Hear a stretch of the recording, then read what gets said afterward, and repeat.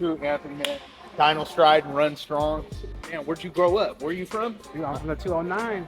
The Merced, 209. yeah, just like you. You know, I'm from the 209. 209. So came out of there from Golden Valley High School, ran track and field in high school, a little bit of football, but I found out that I was a little bit faster than I was big. So I switched over to the track and specialized in 4x1, 4x4. I did the 800 because nobody else would.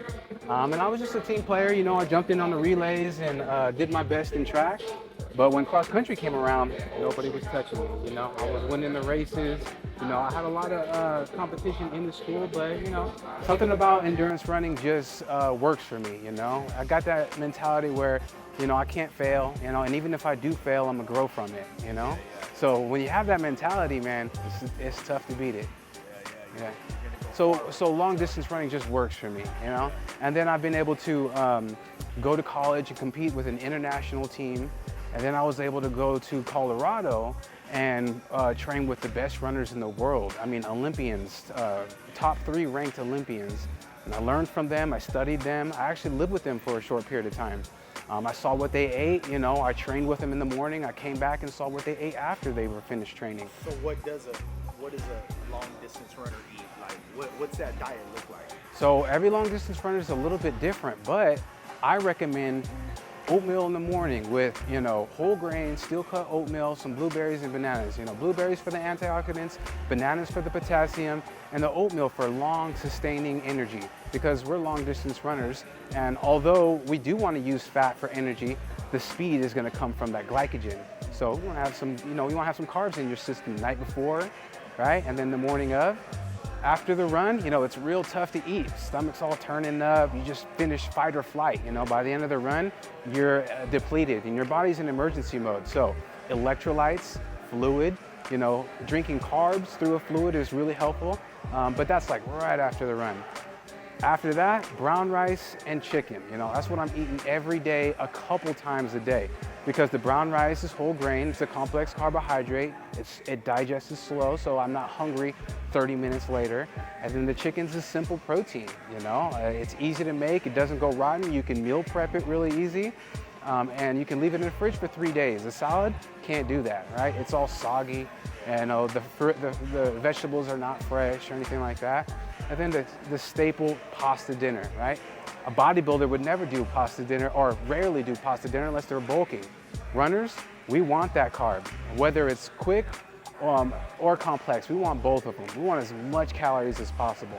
So me, I'm just eating any chance I get, especially since I'm trying to lift, gain muscle, and then turn that muscle into endurance running. So I'm just eating everything. Doesn't matter, I don't care, I'll eat chips, I'll eat In-N-Out, I'll eat Chick-fil-A, in addition to my meal prep, which is brown rice, black beans, chicken, every day.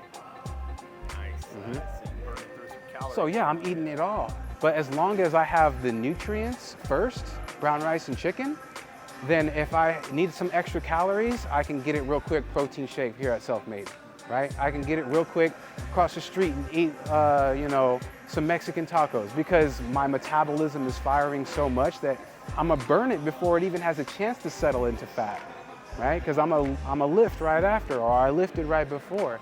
And so I can eat whatever I want if I'm willing to sacrifice, my long-term health, which would be gut health, because of the fast food, what that does to your gut, right? I understand that that's a sacrifice that I'm making, but for now, for the next 20 years, I'll be good. Who knows if I'm gonna last the next 30 years? Oh, you will. You know what I'm saying? So tell me about, because you just went with some gentlemen to Colorado. Oh yeah. Do some marketing, some dope. training. What was that like? Why did you go there?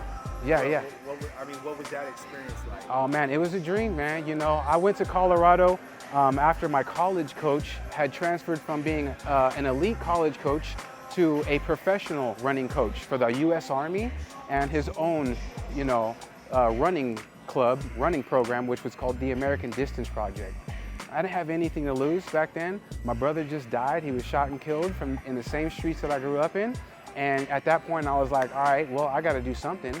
So I went for it. I went for the Olympics. I moved out there, $300 in my pocket, you know, that typical story, you know, but that's what makes you a man in my opinion, you know, struggling, suffering, and then getting through it, you know, on your own. And so I feel like I became a man out there. And when I didn't make the Olympic team in 2016 and 4 of my teammates made it, I knew what I was doing was right, but there was something missing that I needed to take care of.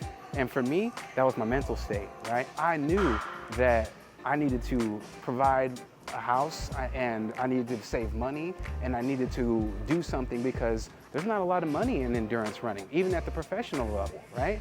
So I needed to figure out how to make money. And that was hindering me from giving my all to my training, giving my all to being an Olympian. And so what I did is I switched lanes from being an athlete and I used the talent that I have to compete at a very high level to show high school athletes how to compete at a very high level. A lot of people don't know where I came from or anything like that, so I went back to Colorado to show them, hey, look, this is what I know. This is what I do, right? So to bring credibility to my brand, I brought my clients to Colorado to go train with the best runners in the world, and that way I can put Dynastride on the map in the long distance running world. Oh, absolutely. Yeah. I love that. Dynastride too. So what's Dynastride? What does that mean to you? Like, Oh, it's dynamic stride, right? A lot of long distance running coaches, they really focus on endurance running.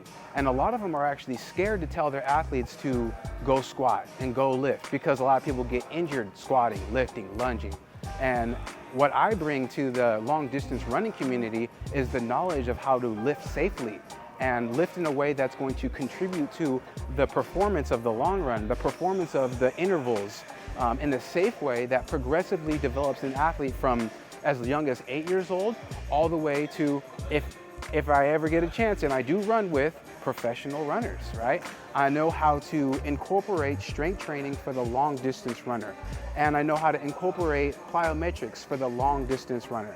So dynamic is the plyometrics and the strength training and the development of, you know, something dynamic.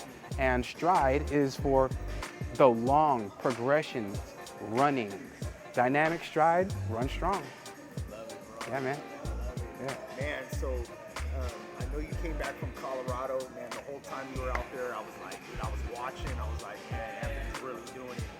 I love the way you brand. You got your sign. You always repping your brand on your shirt. I want more of the personal trainers in here to take heed to that. You know? Right.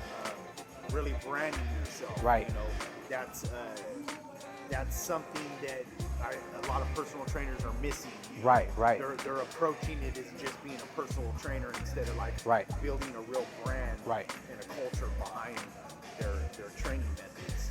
So we had a conversation before about how you distinctly want to just focus on training majority and you know, for runners. Right. You know, just tell me, I mean, I know that's your passion.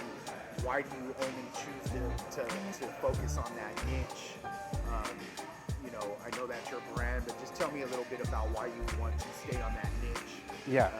You know. I feel like the endurance running community is missing strength training in their program. And if I go and say, even though I'm capable and I do train senior clients, I'm capable and I do train women who are just looking for aesthetics. My specialty, what I'm good at, what I'm better than most everybody at is long distance running and sports performance. And if I don't dial in what I do, then what separates my brand from the next brand, right? Even though me and other trainers in here are, you know, equally as smart in the area of functional training. For example, Colin is a genius in functional training, right? Am I going to market to somebody who is going to be good for Colin, or am I going to market to somebody who's going to be good for me, right? If somebody walks in the door and they're looking for functional training for athletic performance and it's between me and Colin, what's going to separate me from Colin?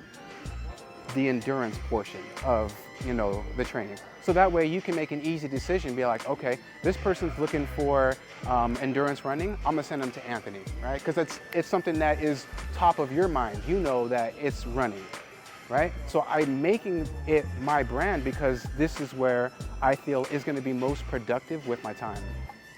Absolutely, I love that. And I noticed I mean, you have training clients that are, they're driving a good ways to come Oh yeah, see you. yeah. I got people coming from Elk Grove. Yeah, that All right. says a lot. Oh, for sure. When people are driving, 45 minutes plus to come see you, that says a lot about your training. Right. And that is also because I am making myself a specific endurance running coach, right? So you're not going to find a lot of endurance running coaches that are doing what I do. And so people have to travel from further places to get to this niche. Right? This niche is hard to get into. It's hard to sustain. Like I said, there's not a lot of money in running. So, not a lot of people are going to say, I'm a running coach, I'm an endurance coach. And that separates me from Colin. That separates me from Bradley, because Bradley's also a really good functional trainer. And what separates me from those guys, right? My specialty, that being endurance running. Absolutely. I love it, man. I love what you're doing. Yeah, man. Keep it up, brother. Yeah, for sure. All right, man. Anthony Dynastride, run strong. You already know. Love him.